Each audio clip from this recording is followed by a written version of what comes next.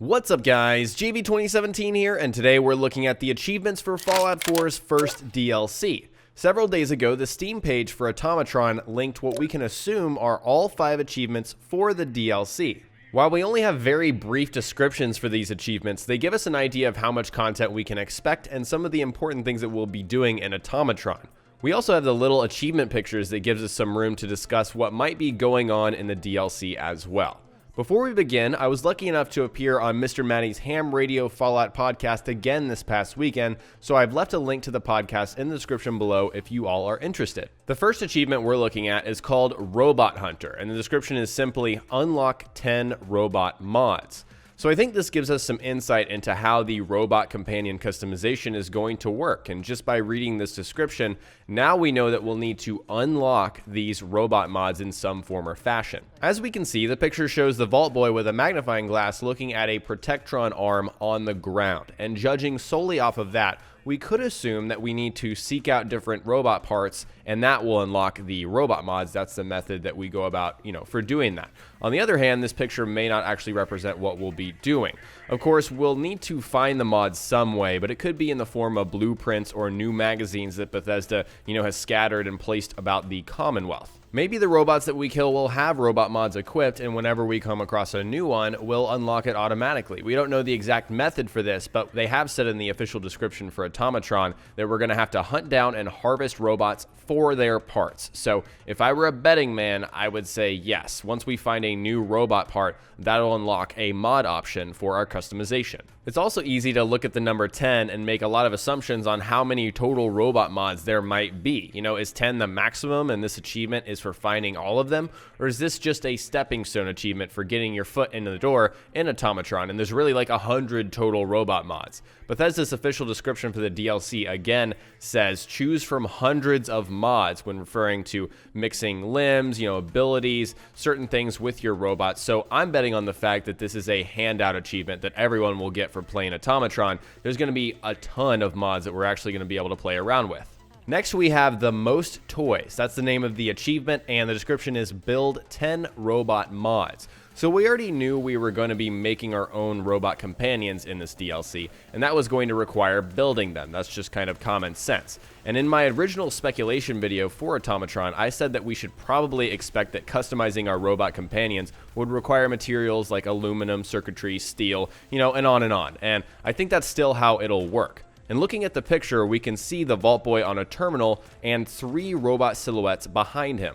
Based on the picture, again, if it has anything to do with what we'll actually be doing, I would think we will be able to customize our robot companions using a terminal. We'll have to build a terminal in our settlements. I can imagine mixing and matching different robot parts on a terminal screen with a, that same kind of interface. That seems like a possibility to me, but it could just be art and not represent what we'll actually be doing.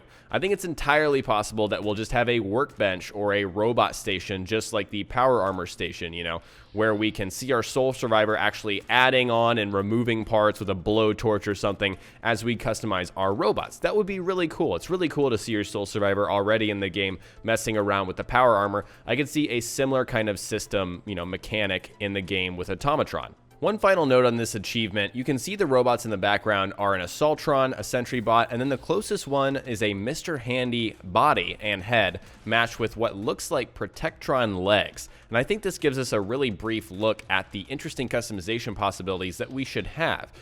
Matching a Mr. Handy with a Protectron is not something I thought of, but hey, it looks like it's going to be possible. Which makes me feel good about the amount of customization, that we're going to have. Todd Howard himself said it's going to be deep, so I'm really expecting some deep robot customization. Now we're diving into the quest achievements, so if you don't want to be spoiled, you should probably skip the rest of the video. It seems like the following 3 quests are going to be the main quest line that we're going to play through in Automatron. And the first one is headhunting, and of course the description is just complete headhunting. So obviously getting into the quest achievements, I'm completely speculating here, but by judging the, the picture, what we can see here, the Vault Boy aiming at the Robo Brain, this probably involves hunting down a Robo Brain. I'm guessing the title Headhunting refers to the RoboBrain since it relies on its brain to function. That seems obvious. And if I really wanted to continue speculating, perhaps the first quest involves hunting down a particular RoboBrain that knows something about the Mechanist. Maybe we'll need to extract that information from the brain of the RoboBrain in order to find out where he is. Really just, speculating like I've said before here, but it'll be interesting to see how we begin this quest line. Next is Mechanical Menace, which is what you get for completing the Mechanical Menace quest. And the title of this one really doesn't tell us anything. It's very vague, but we can see the Vault Boy smacking an iBot. And all I can say about this is that maybe we're trying to get information out of the iBot. Somehow this iBot is going to be involved. There's really nothing else I can go on with this one. I suppose it's nice to see the iBot because the iBot's really not a big deal. I would say in Fallout 4, maybe it's going to play, a larger role, at least, with the Mechanist army in this DLC. Our last achievement is Restoring Order. This is for completing the Restoring Order quest. And I think it's clear what we're going to be doing here. The picture shows the Vault Boy aiming at the Mechanist, and there's a few ways they could go about this. This could indicate that the Mechanist is outright a villain, and our goal is to kill him and restore order to the Commonwealth. On the other hand, maybe the Mechanist situation is more complex and there could exist some kind of peaceful resolution of the conflict. Maybe he's not an outright supervillain. He's not someone we're, exactly fighting. Maybe there's some choice involved. And I think the picture steers my expectations, and it should for most people, towards the former. The fact that he is a villain and we're going to have to kill him. And one of the popular criticisms of Fallout 4, in terms of quest design, is that you're only given the choice to kill in a lot of situations that might have been able to be handled peacefully otherwise. It's not something that I personally noticed throughout playing the game, but once I read that criticism, I realized, yeah, that's really true. If Bethesda goes down the same path with their quest design in Automatron and into their DLC, I have to assume that we're going to be killing the Mechanist one way or another. The optimist in me says, hey, maybe they're listening to that criticism and we can interpret this image as the Vault Boy just holding the Mechanist at gunpoint. He's just threatening him. It'll be interesting to see which way they go with it once the Automatron DLC comes out. I really do hope we have more choice in this and we're not just shoehorned into killing the Mechanist. One last little thing I wanted to point out about this picture, if you look very closely where, the Mechanist is holding what looks like a pistol, it doesn't seem like the Mechanist is wearing a glove, and you can see some flesh. You can see the skin of the Mechanist, and it is light skinned. It's a lighter flesh color of skin. And the reason this is significant is because I made a video a few days ago on the Mechanist and who he was in Fallout 3, because he's a returning character. And in Fallout 3, his name was Scott, and he is a black guy. And so I think seeing this makes me assume that, hey, it's someone else. Someone took over the Mechanist mantle. It could very well be the kid in Canterbury Commons named Derek. Derek was a big fan of the Mechanist. Maybe Derek took over the mantle of the Mechanist and is more of a supervillain. Another reason this convinces me that this is not Scott, the returning Mechanist, is because when you look at other DLC little pictures, like for Preston Garvey, for example, he's represented as a black guy. His skin is black, so it's not like they genericized all of the characters for these little DLC pictures.